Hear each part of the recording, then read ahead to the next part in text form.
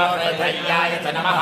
देव्याय च नमः नमः पाकशव्याय च नमः छदस्याय च नमः नमः शिव्याय च नमः हरित्याय च नमः नमो लोप्याय च नमः उलप्याय च नमः नमः ऊर्व्याय च नमः सूर्व्याय च नमः नमः पर्ण्याय च नमः पर्णशब्द्याय च नमः नमोपकुलमानाय च नमः अभिज्ञते च नमः नमाद्यते च नमः प्रकृतते च नमः नमो भो नमः युधिकेभ्यो नमः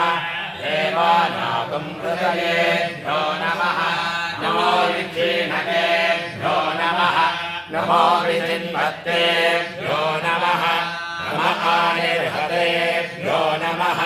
नमः आमीभक्तेभ्यो नमः हर हर नमः पार्वती